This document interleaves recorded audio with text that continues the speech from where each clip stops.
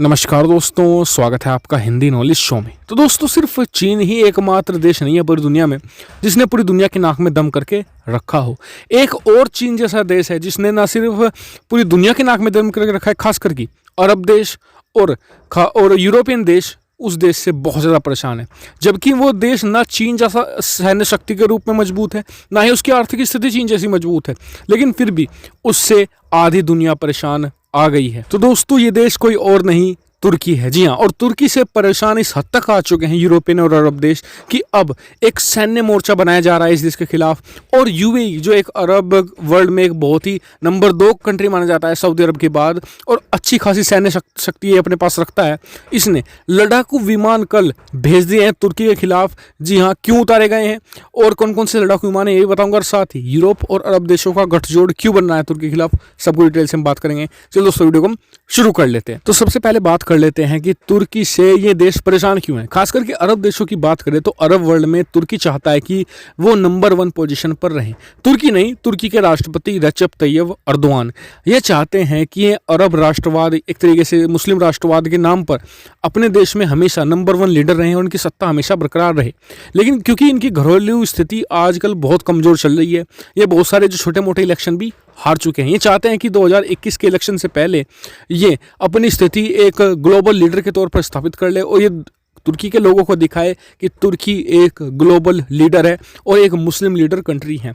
जबकि आज की तारीख में जो मुस्लिम लीडर कंट्री है वो है सऊदी अरब और यूएई। ये लोग अपनी पोजीशन जाने नहीं देना चाहते, इसीलिए इन्होंने पहले इजराइल से हाथ मिलाया और अब ये यूरोपियन कंट्री से हाथ मिला रहे हैं और एक सैन्य गठजोड़ बना रहे हैं तुर्की के खिलाफ।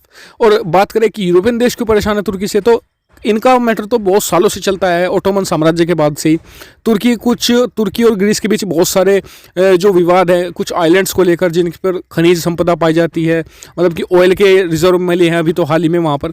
तो इन दोनों देशों के मेनली इस चीज़ पर लड़ाई रहती है और हमेशा से ही यूरोपियन देश ग्रीस का साथ देते हैं, क्योंकि यूरोपियन देश और ग्रीस एक क्रिश्चियन कंट्री है और जो तुर्की है वो एक इस्लामिक कंट्री है। तो दोनों धर्म की वजह से आपस में लड़ते आए हैं, ये भी एक मेन फैक्टर रहा है।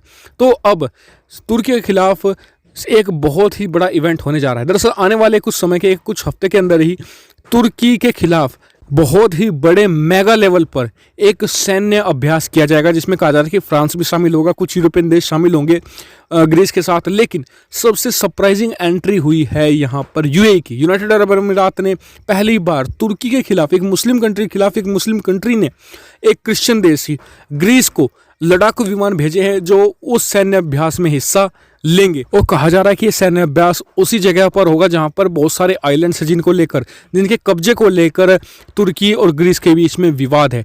हालांकि कुछ दिन पहले फ्रांस ने भी इस क्षेत्र में अपने लड़ाकू विमान राफेल को तैनात कर दिया था तुर्की के खिलाफ और ग्रीस के समर्थन में।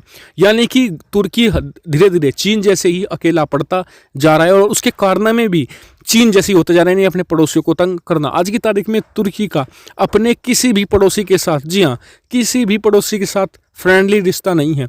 चाहे वो सीरिया हो, चाहे वो एक तरीके से ग्रीस हो, कोई भी देश हो, सबको उसने परेशान करके रखा है। तो इसलिए सभी देश अब तुर्की के खिलाफ उतर रहे हैं। हालांकि कहा तो भी जा रहा है कि आने वाले समय में दोनों देशों के बीच कुछ मिलिट्री कॉन्फ्रंटेशन भी हो सकता है, क्योंकि आने वाले समय में अगर एर्दोगान की स्थिति उनके देश तुर्की में मतलब कि मजबूत नहीं होती है, वो उन्हें लगता है कि वो इलेक्शन हार रहे हैं, तो वो फिर से एक मिलिट्री कॉन्फ्रंटेशन कर सकते हैं तुर्की के साथ, कुछ छोटी मोटी युद्ध लड़ सकते हैं, जिससे उनके देश में राष्ट्रवाद बढ़े और उन्हें एक लीडर के तौर पर ज़्यादा से ज़्यादा वोट मिलकर वो दोबारा फिर से सत्ता में लौटे।